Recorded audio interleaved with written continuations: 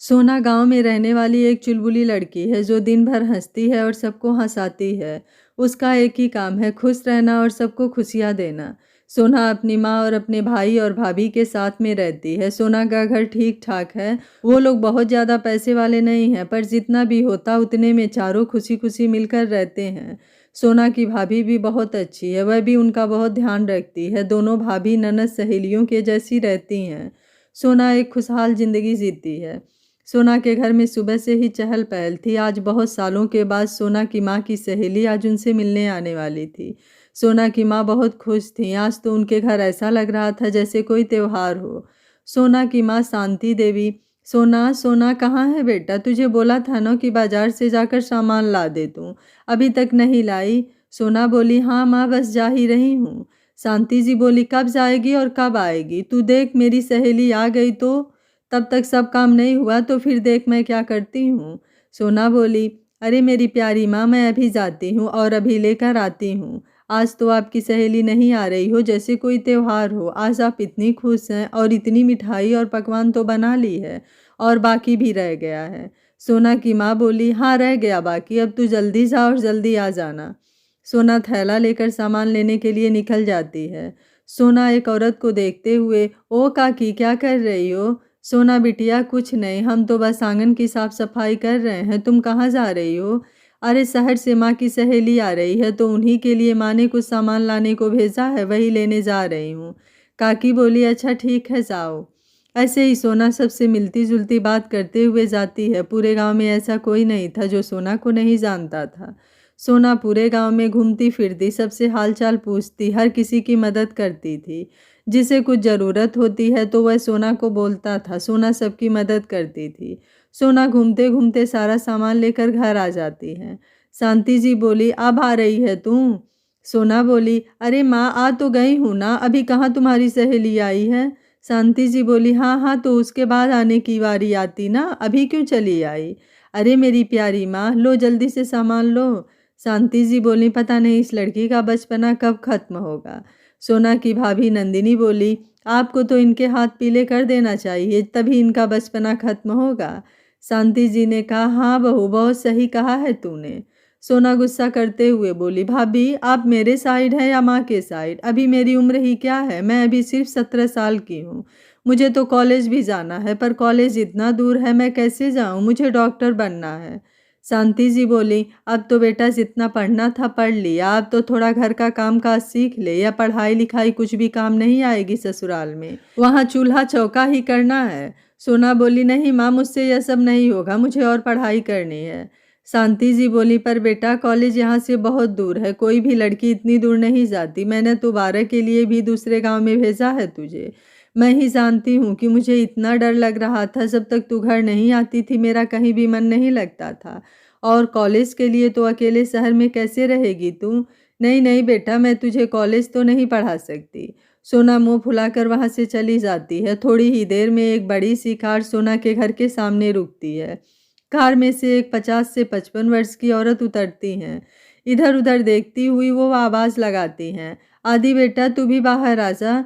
तभी कार की driving seat का दरवाज़ा खुलता है। उसमें से एक 25 साल का लड़का बाहर निकलता है। लंबा चौड़ा हैंडसम सा लड़का बाहर आता है। उसका रंग गोरा होता है। घुघराले बाल को अच्छे से सेट किया हुआ है। इतना हैंडसम था कि कोई एक बार देख ले तो देखता ही रह जाए। उसकी नीली आंखें किसी को भी अपनी तरफ आकर्षित करने के लिए काफ़ी थी। यह है आदित्य, आदित्य मित्तल, जो अपनी माँ अनुराधा के साथ उनकी सहेली से मिलने आता है, या यूं कहो कि जबरदस्ती लाया जाता है। अनुराधा जी बोली, चलो अंदर चलते हैं। आदित्य बोला, आपको पता है क्या हमें यहीं जाना है? हाँ हाँ बेटा, यहीं जाना है। वो दरवाजे खटखटाती हैं। अब शांति जी बोली, अरे सोना देख तो कौन आया है, मेरी सहेली तो नहीं आ गई? वह भी दरवाजे पर आती हैं। सोना दरवाज़ा खोलती है। सोना सामने आदित्य को देखती है तो देखते ही रह जाती है। सोना मन में सोचती है, यह लड़का ऐसा लग रहा है जैसे कि किसी की पिक्चर का हीरो है। पूरे गांव में इतना अच्छा लड़का तो मैंने आज तक नहीं देखा। सोना को ऐसे खोए हुए देख आदित्य उसके सामने चुटकी बजाता है। तभी पीछे से शांति जी आती हैं, आवाज लगाती हैं, सोना सोना। सोना एकदम से हड़बड़ा कर बोलती है, हाँ आपकी सहेली आ गई हैं। अनुराधा जी सोना को देखकर मुस्कुराती हैं। सोना उनके पैर छूकर उनका आशीर्वाद लेती है। शांति जी हट सामने से, मुझे मिलने दे, और वह अनुराधा जी से गले मिलती हैं। दोनों सहेलियां एक दूसरे से बहुत सालों बाद मिल रही थी। वह दोनों बहुत खुश होती हैं। सोना, माँ अपनी सहेली को चौखट पर ही रखोगी, अंदर भी लाओगी? दोनों ही बोली। सोना बोली, माँ आप अपनी सहेली को चौखट पर ही रखोगी कि अंदर भी लाओगी? दोनों ही हंसने लगी। चलो अंदर चलो। उनके पीछे पीछे आदित्य भी अंदर आ जाता है, आंगन में बैठता है।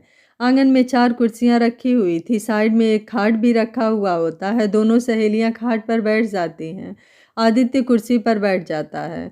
सोना की भाभी सबके लिए पानी लेकर आती है और वह भी अनुराधा जी के पैर छूकर आशीर्वाद लेती है। शांति जी बोली, यह मेरी बहू है नंदिनी। अनुराधा जी बोली, खुश रहो बेटा, बहुत सुंदर बहू है तुम्हारी शांति। हाँ, पता नहीं मेरे नालायक को कैसे इतनी अच्छी बहू मिल गई। दोनों सहेलियां मुस्कुरा देती हैं। अनुराधा जी आदित्य को देखते हुए बोली, मेरी किस्मत में तो पता नहीं कब बहू आएगी। आदित्य अनुराधा जी को आंख दिखाता है। माँ आप भी कहीं भी शुरू हो जाती हैं। थोड़ी देर बाद सब ऐसे ही हंसी मजाक करते हैं। शांति जी बोली, मुझे यकीन नहीं था इतने साल बाद तुमसे मिलना होगा।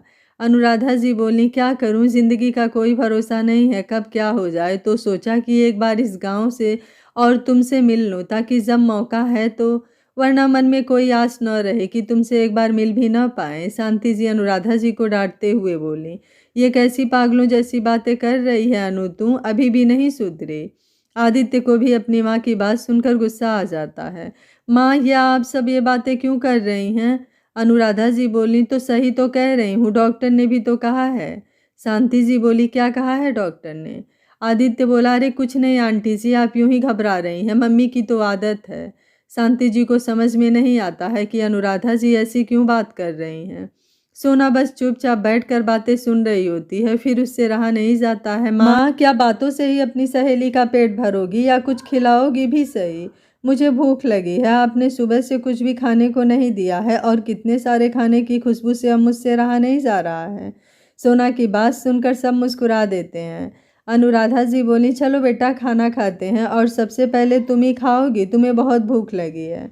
सोना बोली, हाँ आंटी जी बहुत भूख लगी है। माँ ने कहा सुबह से इतना सारा खाना बनाया और इतना सारा मुझसे काम करवाया है और खाने को भी नहीं दिया है। अब मुझे बहुत भूख लगी है। उन्होंने कहा था कि जब तक आप नहीं आओगी तब तक कुछ भी खाने को नहीं मिलेगा। अब आप आए हैं तो आप दोनों तो बस बातों से ही पेट भर रही हैं, पर मेरा तो ऐसे पेट बिल्कुल भी नहीं भरेगा, मुझे तो भूख लग रही है। अनुराधा जी सोना की मासूमियत देखकर मुस्कुरा देती हैं। चलो बेटा चलो, मुझे भी बहुत भूख लगी है, साथ में खाना खाते हैं। सब हाथ मुंह धोकर खाना खाने बैठ जाते हैं। नंदिनी सबको खाना सर्व करती है। सोना बोलती है, भाभी मैं आपकी मदद कर देती हूँ। नंदिनी बोली, नहीं तुम खाना खाने बैठो, तुम्हें बहुत भूख लग रही है ना। तो सोना बोली, भाभी आपको भी तो लग रही होगी ना, आपने भी तो सुबह से कुछ नहीं खाया। नंदिनी ने कहा, मुझे भूख नहीं है, तुम खा लो। अनुराधा जी, दिन का समय हो गया है, भूख तो सभी को लगी होगी, तुम सारा खाना यहीं ले आओ, हम सब साथ में बैठकर खाते हैं। आदित्य को थोड़ा अजीब लग रहा था। उसने डाइनिंग टेबल पर बैठकर खाने की आदत थी और यहाँ पर सब नीचे बैठकर खाना खाते हैं। नीचे बैठने में थोड़ा सा संकोच कर रहा था। तभी शांति जी बोलती हैं, माफ़ करना बेटा, हम तुम्हारे जैसे नहीं हैं, हमारे पास इतनी सुख सुविधा नहीं है। पर आदित्य चाहे जितना भी पैसे वाला था, पर उसकी माँ ने उसे बहुत अच्छे संस्कार दिए थे। वह बोला, नहीं नहीं ऐसी कोई बात नहीं है, मुझे कोई परेशानी नहीं है नीचे बैठकर खाना खाने में, मुझे बस आदत नहीं है ना, इसलिए। तभी सोना बोलती है, मेरे पास में सभी परेशानियों का उपाय होता है, 1 मिनट रुको, मैं अभी आती हूँ। रूम में जाकर एक छोटी स्टूल लेकर आती है और उस पर थाली रख देती है।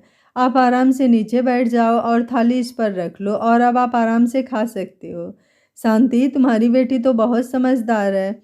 शांति ने कहा, अभी तुमने इसे देखा ही कहाँ है, जितनी समझदार है उससे कहीं ज़्यादा नटखट है, और बातें तो तुम इससे इतनी करवा लो, बस बातें बनाना आता है, ऐसे काम तो कुछ होता नहीं। सोना कमर पर दोनों हाथ को रखती तो माँ को गुस्से से देखती है। अब इसे देखती ही रहेगी या खाना भी खाएगी? आजा बैठ जा, खाना खा ले।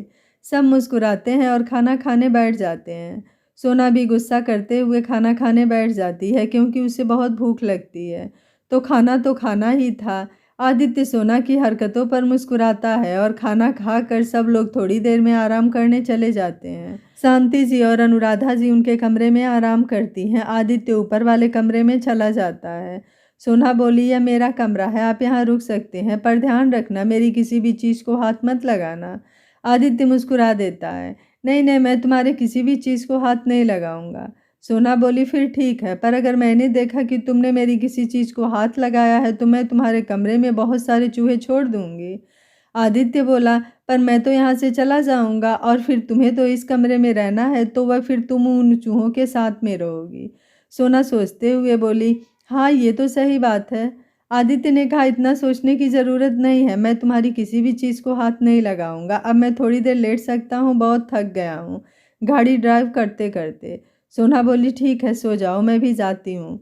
सोना नीचे आ जाती है।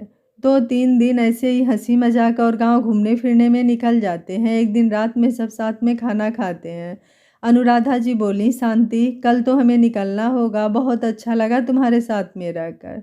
शांति ने कहा, थोड़ा और रुक जाती तो हमें और अच्छा लगता। अनुराधा जी बोली, नहीं नहीं, अब हमें जाना होगा, आदित्य को भी बहुत काम है। वह मेरे लिए इतने दिन रुका, वही बहुत बड़ी बात है, वरना उसे तो फुर्सत ही नहीं है 1 मिनट की। शांति जी ने कहा, ठीक है, फिर हम भी थोड़े दिन बाद तुमसे मिलने आएंगे। अनुराधा जी बोली, हाँ बिल्कुल, मैं भी यही कहने वाली थी कि अब मैं आ गई हूँ, अब तुम्हारी बारी है, अब तुम मिलने आना। शांति जी हाँ में सिर हिलाती हैं। सब खाना खाकर उठकर अपने कमरे में जाने लगते हैं। अचानक अनुराधा जी के सीने में तेज दर्द होता है। अनुराधा जी की चीख निकल जाती है। आदित्य बोला, माँ माँ क्या हुआ? सब एकदम घबरा जाते हैं। अनुराधा जी को सांस लेने में दिक्कत होती है। आदित्य बोला, मुझे माँ को अभी हॉस्पिटल ले जाना होगा। शांति जी बोली, पर गांव में तो कोई हॉस्पिटल ही नहीं है, हमें इन्हें पास के हॉस्पिटल में ले जाना होगा। आदित्य फटाफट गाड़ी निकालता है और वह अनुराधा जी को गाड़ी में बिठाता है। शांति जी भी साथ में बैठती हैं कि नहीं, मैं भी साथ में चलूंगी, तुम अकेले हो बेटा, तुम्हें ज़रूरत होगी।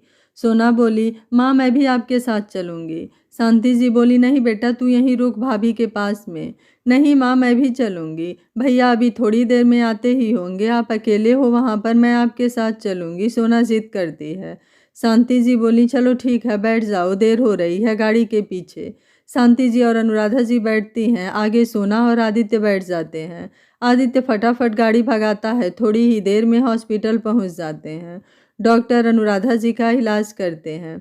आदित्य, आप थोड़ी इनकी कंडीशन स्टेबल कर दीजिए, मैं इन्हें लेकर शहर चला जाऊंगा अभी के अभी, बस आप देख लीजिए। डॉक्टर बोलते हैं शायद इन्हें हार्ट अटैक हुआ है। शांति जी और सोना तो एकदम से धक से ही रह जाते हैं। आदित्य बोला, मैं अभी अपने माँ को लेकर शहर जाता हूँ डॉक्टर, अभी इस तरीके से चले जाना ठीक नहीं है, वरना तुम शहर तक भी नहीं पहुँच पाओगे। एक बार थोड़ा सा ठीक हो जाए फिर तुम्हें जहाँ ले जाना हो वहाँ ले जाना। फिर डॉक्टर अंदर चले जाते हैं। डॉक्टर अनुराधा जी को आईसीयू में एडमिट करते हैं। बाहर सोना और शांति जी और आदित्य रहते हैं। आदित्य जहाँ बहुत परेशान होता है वहाँ शांति जी तो बहुत रोती जाती हैं। सोना उनको संभालती है। करीब 2 घंटे बाद अनुराधा जी को होश आता है। वह आदित्य से मिलने की जिद करती है। आदित्य अंदर जाता है। माँ, आपको कुछ नहीं होगा, मैं अभी आपको शहर ले जाऊंगा, मैं आपको कुछ नहीं होने दूंगा। आदित्य की आंखों में आंसू आ जाते हैं। अनुराधा जी के सिवा आदित्य का इस दुनिया में कोई भी नहीं है, इसलिए वह अपनी माँ से बहुत प्यार करता है। अनुराधा जी ऑक्सीजन मास्क पहने ही बोलती हैं, बेटा बस मेरी एक ही आखिरी इच्छा है कि तेरी शादी देख लेती। आदित्य बोला, माँ अभी यह सब फालतू की बातें करने का टाइम नहीं है, आपको कुछ नहीं होगा, मैं कुछ नहीं होने दूंगा। आप मेरी शादी भी देखेंगी, मेरे बच्चे भी देखेंगी, सब कुछ देखेंगी, आपको कुछ नहीं होगा। अनुराधा जी बोली, नहीं बेटा, शायद मेरे पास अब समय नहीं है। तभी शांति जी अंदर आ जाती हैं और अनुराधा जी से मिलती हैं। शांति जी बोली, ऐसी बातें क्यों कर रही हो, कुछ नहीं होगा, हम तुम्हें कुछ भी नहीं होने देंगे। सोना दूर बस दरवाजे के बाहर कांच में से देखती रहती है, उसे अंदर आने में भी डर लगता है। अनुराधा की नज़र सोना पर जाती है, वह उसे हाथ से इशारा करके बुलाती है। सोना डरते डरते कमरे में आती है। वह शांति जी को देखते हुए बोलती है, शांति अगर मैं तुझसे कुछ मांगूं तो तुम मुझे दोगी क्या? शांति जी बोली, तू मेरी जान मांग ले अनु, मैं तो तुझे वो भी दे दूंगी, बस तू ठीक हो जा। अनुराधा जी बोली, मैं तेरी जान ही मांग रही हूँ। शांति जी को कुछ समझ में नहीं आता है। अनुराधा जी बोली, मेरे पास पता नहीं कितना समय है, मैं नहीं जानती, बस मेरी आखिरी इच्छा यही थी कि मेरे मरने से पहले आदित्य का घर बस जाए। मैं बस अपने बेटे का घर बसते हुए देखना चाहती हूँ। शांति बोली, तो मुझे बताओ क्या करूँ मैं? तुम जो बोलोगी मैं वो करूँगी। अनुराधा जी शांति जी का हाथ पकड़कर बोली, मैं तेरी बेटी का हाथ अपने बेटे के लिए मांगती हूँ, सोना की शादी मेरे बेटे से करवा दे। शांति जी, सोना, आदित्य तीनों ही चौंक जाते हैं। आदित्य बोला, चिंता मत करो, सब कुछ सही हो जाएगा, मैं शादी करूँगा, जो बोलोगी वही करूँगा, अभी समय नहीं है। अनुराधा जी बोली, तू चुप हो जा, तू मेरी बात मानता तो कब का ही शादी कर लेता। मैं तो तुझे कब से बोल रही हूँ कि शादी कर ले, पर तू करता ही नहीं है। और उनको जोर जोर से खांसी आने लग जाती है। डॉक्टर भी आ जाते हैं। प्लीज़ आप सब बाहर जाइए, अनुराधा जी मना कर देती हैं। नहीं नहीं, पहले शांति, मुझसे वादा कर, तू अपनी बेटी की शादी मेरे बेटे से करवाएगी ना? शांति जी को समझ में नहीं आता कि वह क्या करें, क्या बोलें, पर अनुराधा जी की हालत देखकर उनके हाथ पर हाथ रखकर बोलती है, जैसा तू चाहती है वैसा ही होगा। अनु, तू बस ठीक हो जा, तू जैसा बोलेगी वैसा ही होगा। डॉक्टर सबको बाहर जाने को बोलते हैं। तीनों बाहर आ जाते हैं। तीनों को समझ में नहीं आता है कि एक दूसरे से क्या बोले। बिल्कुल शांत शांत माहौल था। तभी शांति जी आदित्य से बोली, तुम क्या चाहते हो बेटा? आदित्य को तो कुछ समझ ही नहीं आता वो क्या बोले। आदित्य अपनी माँ से बहुत प्यार करता था, पर उसके भी कुछ अरमान थे, पर इस वक्त उसकी माँ से बढ़कर उसके लिए कुछ भी नहीं था। वह शांति जी के पैरों में बैठ जाता है। मुझे समझ में नहीं आ रहा है आंटी जी, क्या सही है क्या गलत। माँ की ऐसी हालत है, माँ को ठीक करने के लिए जो करना पड़े मैं वह कर सकता हूँ। अगर आपको ठीक लगे तो मैं सोना से भी शादी कर लूँगा, बस कैसे भी करके माँ ठीक हो जाए। और वह रोने लगता है। शांति जी सोना की तरफ देखती हैं। सोना तो कुछ बोलने की हालत में ही नहीं होती है। सोना को राजवीर पसंद था, पर अचानक से शादी उसे समझ में ही नहीं आ रहा था। आदित्य बोला, सोना इस सब के लिए तैयार है? शांति जी बोली, सोना अभी बच्ची है, मैं जो फैसला करूंगी सोना के लिए वही सही होगा, पर क्या तुम तैयार हो? शादी कोई एक दो दिन की ही नहीं, जीवन भर का साथ होता है। क्या तुम सोना के साथ खुश रहोगे? आदित्य बोला, मैं आपसे झूठ नहीं बोलूँगा, आप भी मेरी माँ समान हैं।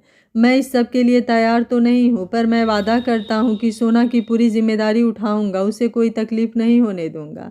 हाँ, मुझे थोड़ा समय लगेगा, पर धीरे धीरे सब ठीक हो जाएगा। आदित्य की बात सुनकर शांति जी मुस्कुरा देती हैं। शांति जी, कल सुबह तुम्हारी और सोना की शादी होगी।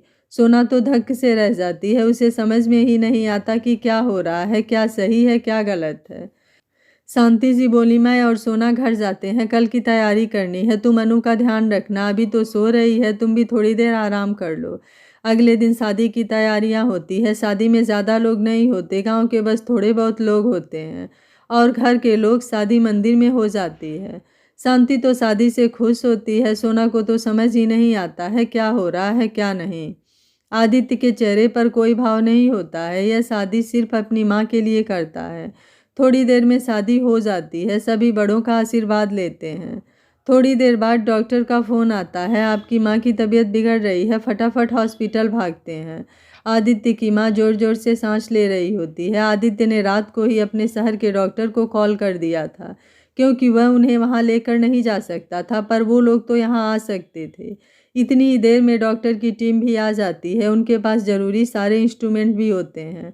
डॉक्टर, हमें अभी इनकी सर्जरी करनी होगी। आदित्य बोला, पर यह पॉसिबल है डॉक्टर? हाँ, हमारे पास सारे ज़रूरी सामान साथ ही लेकर आए हैं, आप चिंता मत कीजिए। थोड़ी ही देर में अनुराधा जी का ऑपरेशन चालू हो जाता है। ऑपरेशन थिएटर के बाहर शांति, सोना और आदित्य, सोना के भाई और भाभी सभी रहते हैं। सोना शादी के जोड़े में रहती है, और वहीं आदित्य भी दुल्हों के ही कपड़ों में रहता है। करीब 3 से 4 घंटे तक ऑपरेशन चलता है। डॉक्टर बाहर आते हैं। आदित्य डॉक्टर से पूछता है, मेरी माँ कैसी है? डॉक्टर ने कहा, अभी तो आपकी माँ खतरे से बाहर है, पर आपको बहुत ध्यान रखना पड़ेगा, उनकी हालत बहुत नाजुक है, उन्हें किसी भी प्रकार का शौक जानलेवा हो सकता है। आदित्य बोला, नहीं नहीं, हम इस बात का पूरा ध्यान रखेंगे कि उन्हें सदमा ना पहुँचे, यही ठीक रहेगा, वरना उनके साथ क्या हो हम नहीं जानते, क्योंकि 2 बार अटैक आ चुका है। अगर कुछ हुआ तो वह बर्दाश्त नहीं कर पाएंगी। आदित्य बोला, नहीं नहीं, ऐसा कुछ नहीं होने दूंगा, वो मेरे लिए सब कुछ है, उनको हम खो नहीं सकते। डॉक्टर बोले, ठीक है, हम चलते हैं, और डॉक्टर चले जाते हैं। शाम तक अनुराधा जी को भी होश आ जाता है। आदित्य उनके सामने जाने में हिचकिचाता है। शांति जी बोली, तुम रुको, मैं जाती हूँ। शांति जी अंदर आती हैं। अनुराधा जी शांति जी को देखकर मुस्कुराती हैं। शांति जी बोली, मैंने अपना वादा निभा दिया है अनु, मैंने तुम्हारे बेटे का घर बसा दिया है, यह रहे तुम्हारे बेटे और बहू। अनुराधा जी की आंखें दरवाजे पर टिकी रहती हैं। तभी आदित्य और सोना दोनों अंदर आते हैं। दोनों शादी के जोड़े में रहते हैं। आदित्य और सोना को देखकर अनुराधा जी की आंखों में आंसू आ जाते हैं। आदित्य दौड़कर उनकी माँ के पास आता है। क्या हुआ माँ, आप यही तो चाहती थी कि मैं सोना से शादी कर लूँ, अब क्यों रो रही हैं?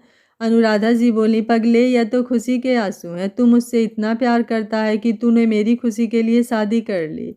आदित्य बोला, मैं आपके लिए तो जान भी दे दूँ, शादी कौन सी बड़ी बात है। अनुराधा जी शांति जी के सामने हाथ जोड़ते हुए बोली, मुझे माफ़ कर देना, पर मैं क्या करूँ, माँ हूँ ना, बेटे की चिंता तो होती है। मैं चाहती हूँ कि मेरे मरने से पहले मेरे बेटे का घर बस जाए। शांति जी हाथ पकड़ते हुए बोली, नहीं नहीं, तुम कैसी बात कर रही हो अनु, मेरी बेटी की शादी तुम्हारे बेटे से हो, ये तो मेरे लिए सौभाग्य की बात है। मैं लाख चाहूँ तो भी मेरी बेटी के लिए ऐसा घर परिवार नहीं ढूंढ सकती थी। मेरी तो बेटी के भाग्य खुल गए सोना को देखते हुए, वरना इस नालायक लड़की को कौन लेकर जाता। सोना गुस्से में उसकी माँ को घूरती है। अनुराधा जी बोली, खबरदार, जो मेरी बहू को कुछ बोला तो। अब यह सिर्फ तेरी बेटी ही नहीं है, मेरी बहू भी है, और मैं नहीं चाहती कोई मेरी बहू के लिए कुछ बोले। यह सुनकर शांति जी की आंखों में आंसू आ जाते हैं। हाँ, यह सही है, अब तो इस पर मुझसे ज़्यादा पहले तुम्हारा हक है। सोना दौड़कर अपनी माँ के गले लग जाती है। अनुराधा जी, एक बेटी दी है तो क्या हुआ, एक और बेटा भी तो मिला है तुम्हें। मेरा बेटा भी तो अब तुम्हारा ही बेटा है। शांति जी मुस्कुराने लगती हैं। आदित्य बोला, मैंने डॉक्टर से बात कर ली है माँ, हम कल सुबह शहर जा सकते हैं।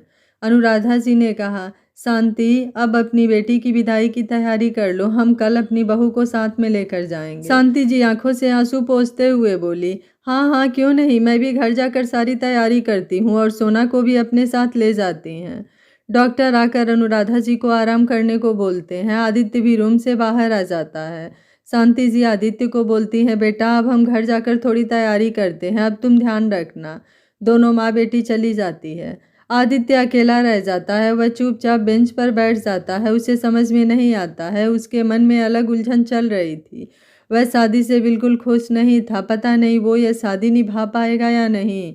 उसे उसके अतीत की बातें याद आ रही थी। अगले दिन अनुराधा जी को डिस्चार्ज मिल जाता है। अनुराधा जी हॉस्पिटल में ही रहती हैं। आदित्य सोना के घर जाता है। सोना की माँ उसकी विदाई की सब तैयारी करती है। दोनों माँ बेटी गले मिलकर खूब रोती हैं। सोना अपनी भाभी से भी मिलकर खूब रोती है। पूरा गांव सोना की विदाई में आता है। सोना सबसे मिलती है और गाड़ी में बैठकर शांति जी और सोना हॉस्पिटल आ जाते हैं। यहाँ पर अनुराधा जी और सोना तीनों निकल जाते हैं। शांति जी अनुराधा जी से कहती हैं, अनु, वैसे तो मुझे तुझ पर पूरा भरोसा है, पर मेरी बेटी बहुत नटखट, थोड़ी अल्हड़ है और अभी उसे इतनी समझ नहीं है, तू उसका ध्यान रखना, उसके किसी बात का बुरा मत मानना, पर वैसे बहुत समझदार भी है, तू उसे जैसा सिखाएगी वह सीख जाएगी। अनुराधा जी, शांति, तू चिंता मत कर, यह सिर्फ तेरी बेटी नहीं है, मेरी भी बेटी है, मैं इसका पूरा ध्यान रखूंगी। मैं एक बहू नहीं, एक बेटी लेकर जा रही हूँ। शांति जी एक बार फिर सोना से गले मिलकर रोती हैं। अनुराधा जी और शांति जी भी गले मिलते हैं और तीनों गाड़ी में बैठकर निकल जाते हैं। शांति जी उदास मन लेकर घर आ जाती हैं, पर मन में उनको तसल्ली भी होती है कि उनकी बेटी की शादी सही जगह सही लड़के से हुई है और उन्हें अनुराधा जी और आदित्य पर पूरा भरोसा था कि उनकी बेटी खुश रहेगी। इधर अनुराधा जी, सोना और आदित्य तीनों घर आ जाते हैं। अनुराधा जी सोना को गाड़ी में ही छोड़कर, तुम बैठो बेटा, यहाँ पर मैं आती हूँ, और अंदर जाती हैं। फटाफट अपने सारे सर्वेंट को बुलाती हैं और उन्हें अच्छे से समझाती हैं और तैयारी करवाती हैं। आधे घंटे में फटाफट सब तैयारी हो जाती है। फिर वह आदित्य और सोना को अंदर बुलाती हैं और उनका गृह प्रवेश करवाती हैं। सोना इन सब चीज़ों से खुश थी, पर उसके मन में डर भी था। नई जगह, नए लोग, वह कैसे रह पाएगी। इतने दिनों में आदित्य और अनुराधा जी के साथ में रहकर उसने जान पहचान हो गई थी, फिर भी उसे मन में कहीं ना कहीं डर था। यह डर जायज़ भी था, हर किसी लड़की को यह डर रहता है जब वह नए नए ससुराल में जाती है, पर धीरे धीरे वह कैसे ससुराल में रम जाती है उसे खुद भी पता नहीं चलता है। आदित्य बोला, माँ अब बहुत हो गया, अब आप चलो आराम करो, डॉक्टर ने आपको आराम करने को कहा है, आप बैठे मत रहिए, चलो अपने रूम में। आदित्य अनुराधा जी को रूम में लेकर जाता है। अनुराधा जी के रूम में पहले से ही नर्स रहती है जिसे आदित्य ने ही रखा होता है उनका ध्यान रखने के लिए। अनुराधा जी बोली, यह कौन है? इसका नाम लता है, यह अब से 24 घंटे आपके साथ रहेगी। अनुराधा जी ने कहा, पर इसकी क्या ज़रूरत है? इसकी बहुत ज़रूरत है, आपकी तबीयत भी ठीक नहीं है। अनुराधा जी ने कहा, ठीक है, तूने मेरी एक बात मान ली, मैं तेरी हर बात मान लूँगी। वो बिस्तर पर लेट जाती हैं। थोड़ी देर में थकान की वजह से उनको नींद आ जाती है। आदित्य वापस हॉल में आता है तो देखता है सोना वहीं खड़ी थी। तुम अभी तक यहाँ हो, रूम में नहीं गई? सोना बोली, वो मुझे पता नहीं था कि कहाँ जाना है। आदित्य आवाज़ लगाता है, गीता इधर आओ। 24-25 साल की लड़की आती है। जी साहब। गीता, यह सोना है, आज से ये यहीं पर रहेगी, ऊपर वाला रूम दिखा दो। गीता बोली, साहब आपका रूम? आदित्य कुछ सोचते हुए बोला, हाँ ठीक है, मेरे रूम में ले जाओ, और आज से सोना को जो भी ज़रूरत हो, कुछ भी चाहिए तो उसका ध्यान तुम्हें ही रखना है। गीता बोली, ठीक है साहब। गीता ने कहा, चलिए मेम साहब। सोना गीता को देखती है और उसके पीछे पीछे चलने लगती है। गीता सोना को एक रूम में ले जाती है। आज से मेम साहब यह आपका रूम है, और अगर आपको कुछ भी चीज़ की ज़रूरत हो तो आप मुझे बोल सकती हैं। सोना हाँ में सिर हिलाती है। गीता बोली, ठीक है मेम साहब, मैं नीचे जाती हूँ। सोना उसे रोकते हुए बोली, एक मिनट। गीता ने कहा, जी मेम साहब। सोना, आप मुझे बार बार मेम साहब क्यों बोल रही हो? गीता ने कहा, अब आपकी शादी हमारे साहब के साथ हुई है तो आप हमारी मेम साहब ही हुई ना। सोना ने कहा, पर मुझे अच्छा नहीं लगता, आप मुझे ऐसे मेम साहब बोलती हैं तो। आप मुझसे उम्र में बड़ी हैं, आप मुझे मेरे नाम से बुला लेना, मुझे अच्छा लगेगा। गीता बोली, अरे नहीं मेम साहब, मैं आपको नाम से कैसे बुला सकती हूँ? गीता दीदी प्लीज़। अरे आप मुझे अपने नाम से, मुझे मेरे नाम से ही बुलाइए। सोना, नहीं नहीं, आप मुझसे उम्र में बड़ी हैं, मैं आपको नाम से नहीं बुलाऊंगी, मैं आपको दीदी ही बोलूँगी, और आप मुझे सोना ही बोलना। गीता बोली, पर मैं कैसे? सोना नकली गुस्सा करते हुए बोली, अगर आपने मेरी बात नहीं मानी तो मैं आपसे बात ही नहीं करूँगी। गीता उसके बचपने पर मुस्कुरा देती है। ठीक है, ऐसा लग रहा है जैसे मुझे कुछ छोटी बहन मिल गई है। सोना बोली, मुझे भी ऐसा लग रहा है कि मुझे भी एक बड़ी बहन मिल गई है। मेरे भाई हैं, कोई बहन नहीं है। आज मेरी बहन की भी कमी पूरी हो गई है। सोना उम्र में तो छोटी थी, पर उसकी मासूमियत और उसके अपनेपन से वह जहाँ जाती सभी को अपना बना लेती थी। गीता बोली, चलो ठीक है, मैं चलती हूँ, आप आराम करो। सोना भी बेड पर बैठ जाती है। वह पूरे कमरे को देखती है। इतना आलीशान, इतना बड़ा कमरा। जब से वह घर में आई तब से उसने नज़र उठाकर किसी चीज़ को देखा ही नहीं है। आज उसने पहली बार कमरे को देखा। इतना बड़ा कमरा था। सोना बोली, इतना बड़ा कमरा? इतना तो मेरा घर ही था। चारों ओर घूम घूम कर कमरे को देखती है, और इतना बड़ा पलंग। सोना सभी चीज़ों को बहुत ध्यान से देखती है। कमरा वाकई में बहुत आलीशान होता है, और हो भी क्यों ना। आदित्य कोई छोटा मोटा आदमी नहीं था, वह शहर के अमीर रईसों में से एक था। रूम में क्लोजेट था, वह उसे खोलती है तो देखती है उसमें कपड़े ही कपड़े होते हैं। सोना ने कहा, अरे वाह, कपड़ों के लिए भी अलग कमरा होता है। वह सब चीज़ों को देखती है। तभी गीता आती है। आप तैयार हो जाइए मेम साहब। सोना गुस्सा करते हुए, अभी मैंने आपको बताया था ना। गीता कान पकड़ती है, ओके सॉरी सॉरी, आप तैयार हो जाइए, खाना तैयार है, मैं खाना लगा रही हूँ। मैंने आपका सामान भी सब ला दिया है, आप कपड़े निकाल कर चेंज भी कर लीजिए। सोना बोलती है, ठीक है, मैं अभी आती हूँ। सोना बाथरूम में जाती है। उसे बाथरूम में कुछ भी समझ में नहीं आता है। सारे सिस्टम इतने ऑटोमेटिक और एडवांस होते हैं, उसने कभी आज तक नहीं देखे, और उसे समझ में नहीं आता है कि वह क्या करे। अरे भगवान, इतने सारे बटन हैं, और मैं कौन सा दबाऊं कि नल चालू हो जाएगा। धीरे धीरे बटन दबाती है, पर नल चालू नहीं होता। वह एक साथ सभी बटन दबा देती है तो शावर चालू हो जाता है, और वह पूरी भीग जाती है। चिल्लाते हुए दौड़कर बाहर रूम में आ जाती है। आदित्य पास वाले रूम में ही होता है। वह सोना के चिल्लाने की आवाज़ से दौड़कर कमरे में आता है। आदित्य बोला, क्या हुआ सोना? वो सोना को देखता है। सोना पूरी भीगी हुई होती है। सोना बोली, वो मुझसे बंद ही नहीं हो रहा है। आदित्य बोला, रुको एक मिनट। बाथरूम में जाता है, शावर बंद करता है। वह सोना को बुलाकर, इधर आओ। वह सोना को समझाता है कि कैसे ऑन ऑफ करना है। सोना आदित्य को ही देखती है। आदित्य, एक बार में समझ जाना, बार बार मैं नहीं बताऊंगा। आदित्य को ऐसे देखकर सोना को अजीब लगता है। गांव में आदित्य हंसी मजाक करता था, खुश रहता था। जब से यहाँ पर आए थे बात ही नहीं की थी उसने सीधे मुंह सोना से। सोना बोली, ठीक है, मुझे समझ में आ गया, मैं कर लूँगी। आदित्य ने बोला, ठीक है, जल्दी तैयार होकर नीचे आओ, खाना तैयार है। सोना तैयार होकर नीचे आती है। सोना ने साड़ी पहनी थी, पर वह बहुत ही उल जलूल होती है क्योंकि उसने आज तक कभी भी साड़ी नहीं पहनी थी, उसको आती ही नहीं थी। वो कैसे कैसे साड़ी को लपेट कर नीचे आ जाती है जिससे उसे चला भी नहीं जाता है। सारे सर्वेंट, गीता, आदित्य सब सोना को ही देखते हैं। सोना वहीं चुपचाप कोने में खड़ी हो जाती है। आदित्य बोला, अगर तुम्हें साड़ी पहनना नहीं आती है तो तुम्हें कोई ज़रूरत नहीं है साड़ी पहनने की, तुम जो चाहे वो पहन सकती हो, या कोई ज़रूरी नहीं कि तुम्हें साड़ी ही पहनना है। आदित्य गीता से सोना को बोला, रूम में ले जाओ और जो कंफर्टेबल कपड़े हो पहन कर तैयार करके नीचे लाओ। सोना गीता का हाथ पकड़कर धीरे धीरे जाती है। गीता बोली, अगर तुम्हें साड़ी पहननी नहीं आती है तो आप मुझे बुला लेते, वैसे ज़रूरत नहीं है साड़ी पहनने की, आप सूट भी पहन सकती हो। आजकल की बहुएं तो वेस्टर्न कपड़े भी पहनती हैं, साड़ी सलवार सूट तो आजकल पहनते ही नहीं हैं। सोना ने कहा, पर हमने आज तक कभी ऐसे कपड़े पहने ही नहीं हैं, हमें बस सलवार सूट पहनने की आदत है। माँ ने तो सब साड़ियाँ ही रखी है, पता नहीं सूट भी है या नहीं। गीता बोली, चलो मैं तुम्हारे बैग में देखती हूँ। गीता बैग में देखती है, इसमें बहुत सारी साड़ियाँ होती हैं, पर एक दो सूट भी थे जो रात में पहनने के लिए रखे थे। गीता बोली, अभी तो यही पहन लो। सोना सिंपल सा सूट पहन कर आती है। सोना नीचे आती है। आदित्य सोना को देखता है, यह तुमने इतने सिंपल से कपड़े क्यों पहन रखे हैं? सोना बोली, वो उसकी तो आवाज़ ही नहीं निकलती है आदित्य के सामने। तभी गीता बोलती है, शायद सोना की माँ को लगा होगा शादी के बाद सोना को साड़ी ही पहननी है, इसलिए उन्होंने ज़्यादातर सोना के लिए साड़ी ही रखी है। सूट बस दो ही है जो शायद रात में सोने के लिए रखे होंगे। आदित्य बोला, ठीक है, कोई बात नहीं।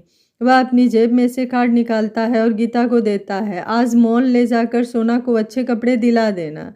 पर आप? आदित्य गीता को घूर कर देखता है। वह बोलती है, ठीक है, मैं चली जाऊंगी। आदित्य सोना से बोला, वहाँ खड़ी क्यों हो, यहाँ बैठ जाओ, खाना खाओ। सोना चुपचाप आकर टेबल पर बैठ जाती है। सर्वेंट खाना लगाते हैं। सोना बोली, वो आंटी जी खाना नहीं खाएंगी? आदित्य बोला, वो अपने रूम में ही खाएंगी और उनके लिए यह खाना अलाउड भी नहीं है। नर्स ने उनको खाना खिला दिया है, तुम अपना खाना खा लो।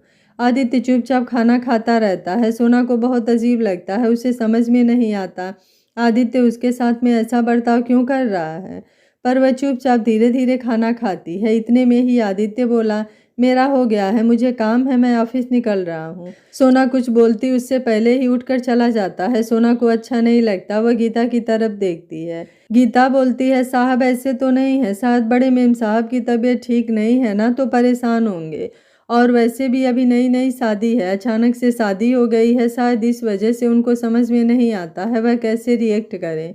आप चिंता मत करो, थोड़े दिन में सब ठीक हो जाएगा। सोना भी हाँ में गर्दन हिला देती है। गीता बोली, चलो आप फटाफट खाना खा लो। सोना बेमन से खाना खाती है, मेरा हो गया। गीता ने कहा, बस इतना ही? सोना बोली, हाँ, मेरा मन नहीं है। गीता भी ज़्यादा फोर्स नहीं करती है क्योंकि वह समझती है अभी सोना की उम्र कम है और वह अपना घर परिवार छोड़कर आई है, उसे यहाँ पर सेट होने में थोड़ा टाइम लगेगा। सोना बोली, मुझे आंटी जी से मिलना है, और गीता मुस्कुराते हुए बोली, चलो मैं आपको लेकर चलती हूँ। गीता अनुराधा जी के कमरे में सोना को लेकर जाती है। अनुराधा जी लेटी हुई होती हैं। वह सोना को देखकर बोली, आ गई बेटा सोना, आप कैसी हैं? आंटी जी। अनुराधा जी, बेटा अब मैं तो तुम्हारी माँ हो गई हूँ, जैसे शांति हैं तो मुझे माँ ही बोलो तो मुझे अच्छा लगेगा। सोना को अजीब लगता है पर फिर भी वह ठीक है बोलती है। आप कैसी हो? अनुराधा जी मुस्कुराते हुए बोली, अब मैं बिल्कुल ठीक हूँ। अनुराधा जी बोली, बेटा तुमने ये फीके कपड़े क्यों पहन रखे हैं, शादी हुई है, ऐसे कपड़े नहीं पहनने चाहिए। गीता बोली, आप चिंता मत कीजिए, आज मैं सोना को मार्केट लेकर जा रही हूँ तो उनको अच्छे कपड़े दिला कर लेकर आऊँगी। साहब ने मुझे बोला है कि मैं मॉल से कुछ कपड़े दिलवा लाऊं। अनुराधा जी बोली, तुम जाओगी, आदित्य नहीं जाएगा लेकर? गीता बोली, वो अनुराधा जी ने बोला, ठीक है, मैं उसे समझा दूंगी, तुम्हें जाने की ज़रूरत नहीं है, आदित्य ही सोना को लेकर जाएगा, तुम आदित्य को फ़ोन लगाओ। गीता बोली, पर मैं? अनुराधा जी बोली, हाँ मैं बोल रही हूँ ना, आदित्य को फ़ोन लगाओ। गीता आदित्य को फ़ोन लगाती है। फ़ोन अनुराधा जी को पकड़ा देती हैं। आदित्य बोला, हेलो। अनुराधा जी बोली, आज शाम को घर जल्दी आ जाना आदित्य। क्यों माँ, आपकी तबीयत ठीक नहीं है क्या? अनुराधा जी बोली, मेरी तबीयत ठीक है, तुझे सोना को लेकर शॉपिंग के लिए जाना है तो टाइम से घर आ जाना। आदित्य बोला, गीता के साथ चली जाएगी, मुझे थोड़ा काम है। अनुराधा जी बोली, मैं कुछ भी नहीं सुनना चाहती हूँ, बस चुपचाप घर आ जाना। एक तो मेरी नई नवेली बहू को छोड़कर ऑफिस चला गया है और अब उसको शाम को घुमाने भी नहीं ले जाएगा। चुपचाप शाम को जल्दी आ जाना और उसको अपने साथ मॉल लेकर जाना। आदित्य बोलता है, ठीक है माँ, मैं आ जाऊँगा। अनुराधा जी फ़ोन रख देती हैं। सोना, तुम भी शाम को तैयार हो जाना बेटा, मेरा नालायक बेटे का अच्छा खर्चा करवाना और अपने लिए अच्छे अच्छे कपड़े खरीद के लाना। और तुम चाहे जैसे कपड़े पहन सकती हो बेटा, कोई परेशानी नहीं है। सोना बोली, बस मुझे सलवार सूट पहनने की आदत है, मुझे साड़ी पहननी नहीं आती है। अनुराधा जी मुस्कुराते हुए बोली, कोई बात नहीं बेटा, तुम्हें साड़ी पहनने की ज़रूरत भी नहीं है, आजकल की बहुएं वैसे भी वेस्टर्न कपड़े पहनती हैं। सोना बोली, नहीं नहीं, मुझे वैसे कपड़े भी नहीं पहनना है। अनुराधा जी मुस्कुराते हुए बोली, ठीक है बेटा, तुझे जो अच्छा लगे वो खरीद लेना, मेरी बहू जो भी पहनेगी अच्छी ही लगेगी। और बाकी भी अपनी ज़रूरत की चीज़ें खरीद लेना, मेरा नालायक बेटा बार बार मेरी बात नहीं मानेगा, इसलिए जो चाहिए वो खरीद लेना। सोना बोलती है, ठीक है, आप आराम करो, मैं भी जाती हूँ। सोना रूम में आ जाती है। उसको समझ में नहीं आता है कि वो क्या करे, वो बहुत बोर होती है। थोड़ी देर लेट जाती है तो उसको नींद आ जाती है। शाम को आदित्य घर जल्दी आ जाता है। सोना सोई रहती है। आदित्य रूम का दरवाज़ा खटखटाता है। सोना गहरी नींद में रहती है, उसे आवाज़ सुनाई नहीं देती। आदित्य 2-3 बार दरवाज़ा खटखटाता है। सोना दरवाज़ा नहीं खोलती है। आदित्य सोचता है कि क्या हुआ, कुछ हो तो नहीं गया। वह दरवाज़ा खोलकर अंदर आ जाता है। सोना आराम से घोड़े बेचकर सोए रहती है। यह लड़की ऐसे आराम से सो रही है और मैं तो डर ही गया था कि कुछ हो तो नहीं गया। वह सोना को आवाज़ लगाता है, सोना। सोना फिर भी नहीं उठती है। आदित्य, हे भगवान, कितनी गहरी नींद है इसकी। फिर वो हिम्मत करके सोना को कंधे से हिलाता है। सोना एकदम चहक कर उठ जाती है। सोना बोलती है, आप यहाँ। आदित्य बोला, शाम को मॉल जाना था ना, तुम तैयार नहीं हुई। सोना बोली, बस 2 मिनट में तैयार हो जाऊंगी। आदित्य बोला, ठीक है, जल्दी से तैयार होकर नीचे आ जाना। आदित्य सोना को नीचे आने को बोलकर चला जाता है। सोना फटाफट तैयार होकर नीचे आती है। गीता नीचे हॉल में ही रहती है। सोना को देखकर मुस्कुराती है। आदित्य कार में जाकर बैठ जाता है। सोना भी पीछे पीछे कार में जाकर बैठ जाती है। दोनों मॉल पहुंच जाते हैं। मॉल में जाकर आदित्य बोला, तुम्हें जो चाहिए वो ले लो। सोना पहली बार इतने बड़े मॉल में आती है। उसने तो आज तक देखा ही नहीं होता। उसे समझ में नहीं आता क्या लेना है, क्या ले और कहाँ जाए। आदित्य अपने फ़ोन में लग जाता है। थोड़ी देर बाद देखता है कि सोना तो अभी भी वहीं खड़ी हुई है। आदित्य बोला, क्या हुआ, तुम्हें कुछ लेना नहीं है क्या? सोना बोली, वो मुझे समझ में नहीं आ रहा है, कहाँ जाऊँ? आदित्य बोला, मेरे पीछे पीछे आओ। सोना आदित्य के पीछे पीछे जाने लगती है। आदित्य उसे शॉप के सामने करके, तुम्हें यहाँ से जो पसंद आए वह ले लो। सोना, पर मैं ऐसे कपड़े नहीं पहनती हूँ, मुझे सलवार सूट ही लेना है। आदित्य बोला, ठीक है चलो। वह एक दूसरी शॉप पर ले जाता है जहाँ पर इंडियन आउटफिट होते हैं। आदित्य, ये जगह तो ठीक है ना, यहाँ पर तुम्हें जो पसंद है वह ले लो। आदित्य शॉप के बाहर खड़ा रहता है। सोना मन में बोलती है, इससे अच्छा तो गीता दीदी के साथ ही आ जाती, कम से कम वो हमारी मदद तो करती। ये तो ऐसे बाहर ही खड़े हैं, अब मैं क्या करूं? तभी एक लड़की आती है। Ma'am, may I help you? सोना बोली, मैं इतनी बड़ी शॉप देखकर, इतने लोगों को देखकर डर जाती है। सोना वापस बाहर आ जाती है। आदित्य बोला, क्या हो गया तुम्हें, कुछ पसंद नहीं आया क्या? सोना बोली, नहीं, मुझे तो बस घर जाना है। आदित्य बोला, पर क्यों, हम शॉपिंग के लिए आए हैं, तो तुम्हें कुछ लेना नहीं है? सोना कुछ नहीं बोलती है। आदित्य समझ जाता है कि सोना को डर लग रहा है। आदित्य बोला, मेरे पीछे पीछे आओ। आदित्य वापस अंदर शॉप पर जाता है। सोना भी उसके पीछे आती है। वह लड़की फिर से, may I help you sir? Aditya बोला, यस प्लीज़। ये मैम हैं, इनके लिए कुछ इंडियन आउटफिट्स दिखाइए। लड़की बोली, ओके सर। और वह कपड़ों के हैंगर लेकर आती है, जिसमें एक हैंगर में कम से कम 4 से 5 ड्रेस रहती है। ऐसे ही 8-10 हैंगर लेकर आती है। आदित्य एक नज़र उन कपड़ों को देखता है। सोना भी देखती है। वह कपड़े बहुत सुंदर होते हैं, अलग अलग डिज़ाइन के, अलग अलग कलर के। हर एक कपड़ा बहुत सुंदर था। सभी के कलर एक से एक, और उनकी डिज़ाइन भी बहुत खूबसूरत थी। सभी यूनिक पीस थे। सोना तो उन कपड़ों को देखती ही रह गई।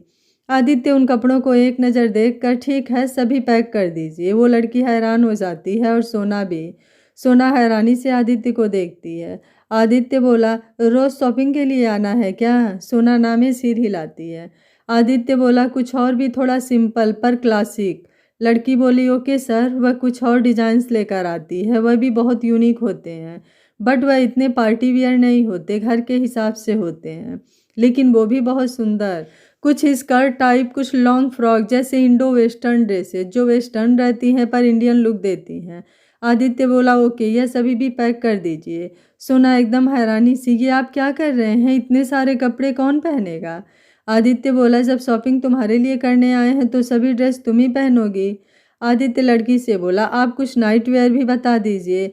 लड़की बोलती है सर वह उस सेक्शन में है, पास वाले सेक्शन की ओर इशारा करती है। आदित्य वहां पर जाता है, वहां सब वन पीस नाइटी ड्रेस होती है। सोना उनको देखकर हैरान हो जाती है। सोना एकदम से बोली मैं ऐसे कपड़े नहीं पहनूंगी। आदित्य बोला नहीं नहीं, इस टाइप से नहीं, आप कुछ और बताइए जो कंफर्टेबल हो, नाइट में पहनकर सो सके।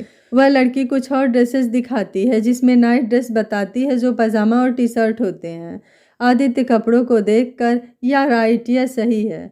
सोना पर मैं दिन भर तुम्हें पहनने के लिए नहीं दिलवा रहा हूँ, यह तुम रात को सोते समय पहनना। रात को तुम हैवी कपड़े पहनकर सोई तो तुम्हें नींद कैसे आएगी? सोना कुछ भी नहीं कहती है। वह सोना के लिए 8-10 नाइट सूट ले लेता है जो इसी टाइप शर्ट पैजामा है। आदित्य लड़की से बोला आप इन्हें अंडरगारमेंट्स के सेक्शन में ले जाकर इन्हें वह भी दिलवा दीजिए, प्लीज़ आप इनकी मदद कर दीजिए। लड़की बोली ओके।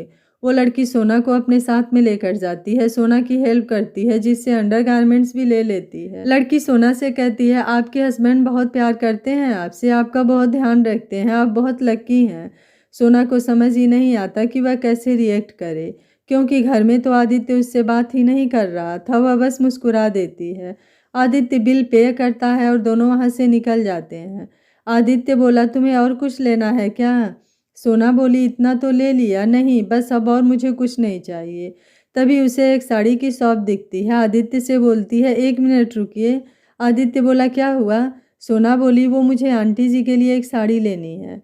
आदित्य सोना को देखता है और सोचता है वह कितनी बार मॉल आया है पर कभी उसके दिमाग में यह नहीं आया कि वो अपने माँ के लिए भी साड़ी ले ले। और आज सोना पहली बार आई है और उसे उसकी माँ के बारे में लेना नहीं भूली, उसे बहुत अच्छा लगता है। आदित्य बोला ठीक है ले लो। वह साड़ी की शॉप में से एक सुंदर से फ्लावर प्रिंट की साड़ी अनुराधा जी के लिए ले लेती है। आदित्य बोला बस एक ही साड़ी? हाँ वो मुझे आंटी जी की पसंद पता नहीं है ना, इससे अभी एक ही लेती हूँ, अगर उन्हें पसंद नहीं आई तो। आदित्य ठीक है कोई बात नहीं। सोना बोली मैं एक और साड़ी ले सकती हूँ? आदित्य ने कहा वो किसके लिए? वो मुझे गीता दीदी के लिए भी एक साड़ी लेनी है। आदित्य बोला ठीक है ले लो। सोना गीता के लिए भी एक साड़ी ले लेती है, दोनों ही थोड़ी देर में घर आ जाते हैं। आदित्य सर्वेंट से मेरे कार में सारा सामान मेरे रूम में पहुंचा दो। जी साहब। सर्वेंट सारा सामान रूम में लेकर जाता है। गीता सामान को देखकर मुझे तो ऐसा लग रहा है कि सारा मॉल ही यहाँ पर आ गया है। सोना बोली हाँ दीदी मैंने भी यही कहा था, ये इतनी सारी चीज़ें लेने की क्या ज़रूरत है, पर वह तो ऐसे आंखें दिखाते हैं मैं कुछ बोल ही नहीं पाई। गीता मुस्कुरा देती है। यह तो साहब का तुम्हारे लिए प्यार है। सोना फिर से प्यार वर्ड सुनती है, उसे फिर से अजीब लगता है पर वह कुछ बोलती नहीं है, चुपचाप अपने कमरे में चली जाती है। वह सबसे पहले अनुराधा जी और गीता की साड़ी लेकर नीचे आती है। वह गीता को साड़ी देती हुई बोलती है दीदी यह साड़ी मैं आपके लिए ले आई हूँ। गीता बोली पर मेरे लिए क्यों? सोना बोली क्योंकि आप मेरी बड़ी बहन है ना इसलिए। गीता की आंखों में नमी आ जाती है। एक ही दिन हुआ है सोना को आए हुए पर वह उसे अपना मानती है। उसका इतना अपनापन देखकर उसकी आंखों में नमी आ जाती है। सोना को गले लगा लेती है। सोना बोली चलो मैं आंटी जी को भी साड़ी देकर आती हूँ। सोना अनुराधा जी के रूम में जाती है। सोना बोली आंटी जी। अनुराधा जी बोली फिर तुमने मुझे आंटी बोला, सॉरी सॉरी माँ, मैं आपके लिए साड़ी लेकर आई हूँ। अनुराधा जी बोली मॉल अपने लिए गई थी या मेरे कपड़े खरीदने? सोना बोली मेरे लिए तो बहुत सारी ड्रेसें खरीदी हैं और मैं आपके लिए भी साड़ी लेकर आई हूँ, आप मुझे बताना कैसी लगी है, और भी लाती पर मुझे पता नहीं था कि आपको पसंद आएगी या नहीं। अनुराधा जी प्यार से उसका सिर पर हाथ फेरते हुए बोली मेरी बच्ची मेरे लिए कुछ लाए और वो मुझे पसंद नहीं आए, ऐसा थोड़ी ना हो सकता है, तू जो भी लाई होगी सबसे सुंदर ही होगा। अनुराधा जी साड़ी देखती हैं, ये वाकई में बहुत सुंदर है, मुझे बहुत पसंद आई, और वे सोना को गले लगा लेती हैं। दोनों थोड़ी देर बातें करती हैं। फिर अनुराधा जी बोलती हैं जाओ बेटा रात हो गई है, खाना खा लो, तुम थक गई होगी तो मैं थोड़ा आराम कर लूँ। सोना बोली ठीक है। सोना हॉल में आती है। गीता बोली चलो सोना, आपका खाना लग गया है, आप खाना खा लो। सोना बोली पर आदित्य जी। गीता बोली मुझे नहीं पता वो कहाँ पर है, पर उन्होंने कहा था कि आपको खाना खिला दूँ, उन्हें देर हो जाएगी, वह कहीं गए हैं। सोना चुपचाप डाइनिंग टेबल पर बैठ जाती है, पर उसे खाना खाना अच्छा नहीं लगता है क्योंकि उसे पूरे परिवार के साथ खाना खाने की आदत है। सोना उदास हो जाती है। गीता सोना को उदास देखकर, क्या हुआ सोना, आप उदास क्यों हैं? सोना बोली गीता दीदी मैंने कभी अकेले खाना नहीं खाया है, मुझे अकेले खाना खाने की आदत नहीं है, प्लीज़ आप मेरे साथ में खाना खा लीजिए ना। गीता बोली नहीं नहीं, मुझे घर जाना है, मेरे पति और मेरे बच्चे मेरा इंतज़ार कर रहे होंगे खाने के लिए। अगर मैं यहाँ खाना खा लूँगी तो उन्हें अच्छा नहीं लगेगा। सोना फिर से उदास हो जाती है। गीता बोलती है अच्छा एक काम करते हैं, मैं आपके पास में बैठी हूँ, आप खाना खा लो। सोना बोली ठीक है और खाना खाने लगती है। गीता भी सोना के पास में बैठ जाती है। थोड़ी देर बाद खाना हो जाता है। गीता बोलती है चलो अब मैं चलती हूँ, सुबह आऊँगी, आप भी रेस्ट करिए। सोना बोलती है ठीक है। गीता अपने घर चली जाती है। सोना अपने रूम में आ जाती है। आदित्य बाहर गया हुआ था। वह आदित्य का इंतज़ार करती है। वह बोर होती है तो वो अपने कपड़े देखती है। हे भगवान, ये कपड़े कितने महंगे हैं, मैंने तो आज दिन तक कभी ऐसे कपड़े देखे ही नहीं थे। फिर वह नाइट सूट देखती है जो आदित्य ने उसके लिए लिए थे।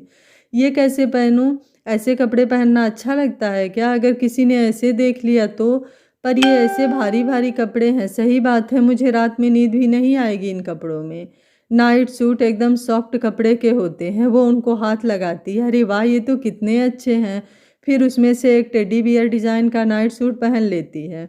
उसे तो अपने आप को कांच में देखकर अटपटा लगता है। उसने पहली बार ऐसा कुछ पहना था। उसमें वह बहुत प्यारी एक मासूम सी बच्ची जैसी लग रही थी। वाइट कलर का नाइट पजामा और वाइट कलर का शर्ट पहने हुए थी जिस पर छोटे छोटे से टेडी बियर बने हुए थे। वो बहुत प्यारे लग रहे थे। वह अपने आप को शीशे में निहार रही थी। फिर बेड पर आकर बैठ जाती है और वह आदित्य का इंतज़ार करती है। 11 बज जाते हैं पर आदित्य नहीं आता है। वह बैठे बैठे ही सो जाती है। रात में करीब 1 बजे आदित्य आता है। आदित्य की आहट से उसकी नींद खुल जाती है। वह उठकर बैठ जाती है। आदित्य उसको देखता है। वह नाइट सूट में रहती है। उसे थोड़ा अजीब लगता है। आदित्य बोला तुम सो जाओ, मैं पास वाले रूम में सो जा रहा हूँ, बस अपने कपड़े लेने आया था। आदित्य रूम के क्लोजेट से अपने कपड़े निकाल कर पास वाले रूम में चला जाता है। सोना को बहुत अजीब लगता है पर वह कुछ नहीं बोलती है क्योंकि वह खुद भी आदित्य के पास होने से घबराती है। आदित्य वापस रूम में आता है। मैं पास वाले रूम में सो रहा हूँ, यह बात माँ को पता नहीं चलनी चाहिए। मैंने यह शादी मजबूरी में करी है। मैं तुम्हें अपनी पत्नी का दर्जा नहीं दे पाऊँगा, प्लीज़ मुझे माफ़ कर देना। मैं तुम्हारी सारी ज़रूरतों को पूरा करूँगा पर एक पत्नी नहीं मान सकता, और तुम भी मुझसे उम्मीद मत करना। और अगर तुम चाहो तो माँ को बता सकती हो, पर मैं तुमसे रिक्वेस्ट करता हूँ कि जब तक माँ की तबीयत ठीक नहीं हो जाती तुम यह बात माँ को मत बताना। आदित्य वहाँ से चला जाता है। सोना को तो समझ में ही नहीं आता है कि क्यों आदित्य ऐसा बोल रहा था। वह समझ रही थी शायद अचानक शादी की वजह से खुश नहीं है, पर यहाँ तो वो शादी करना ही नहीं चाहता था। सोना का तो दिल ही टूट जाता है। कहाँ वो नए नए प्यार के एहसास को जी रही थी, कहाँ एक पल में सब बिखरा नजर आ रहा था।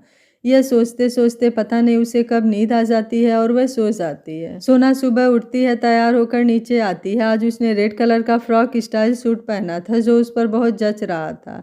रेड कलर में उसका गोरा रंग अलग ही निखर के आ रहा था, पर उसके चेहरे पर उदासी साफ झलक रही थी। गीता बोली क्या हुआ सोना, आप कुछ परेशान हैं? सोना ने कहा नहीं गीता दीदी, सब ठीक है। गीता बोली नहीं सोना, कुछ तो बात है, आपके चेहरे पर वो रौनक नहीं है। सोना को अंदर ही अंदर बहुत रोना आता है, फिर भी वह मुस्कुराते हुए, अरे गीता दीदी कितने सवाल करती हो, मुझे भूख लगी है, कुछ खाने को दो ना, कल भी सही से खाना नहीं खाया था। गीता बोली अभी लाती हूँ। सोना अपनी आंखों में आए आंसू को जल्दी से साफ कर लेती है। आदित्य ऊपर खड़े दोनों की बात सुनता है। उसे सोना के लिए बहुत बुरा लगता है पर वो चाह कर भी कुछ नहीं कर सकता था। ऐसे ही कुछ दिन निकल जाते हैं। सोना घर परिवार में अच्छे से घुल मिल जाती है। अब उसको घर में घूमने में कोई हिचक नहीं होती है। घर के सारे सर्वेंट से, गीता दीदी से और अनुराधा जी से उसकी अच्छी पहचान हो जाती है, जिससे वह पूरे घर में चहकती घूमती रहती है। पर जैसे ही आदित्य सामने आता है वो चुप हो जाती है। आदित्य ने सिवाय किसी काम के अलावा उससे बात ही नहीं की थी। अनुराधा जी और सबको वो दोनों दिखाते हैं कि आदित्य और वह अच्छे से पति पत्नी की तरह रहते हैं, पर किसी को नहीं पता था कि आदित्य और सोना अलग अलग रूम में रहते हैं, क्योंकि आदित्य का इतना बड़ा घर है और अनुराधा जी नीचे रहती थी और उन दोनों का रूम ऊपर रहता है, तो किसी ने ध्यान ही नहीं दिया कि वह अलग अलग रूम में रहते हैं। आदित्य अब थोड़ा चुपचाप रहता है, किसी से ज़्यादा बात नहीं करता।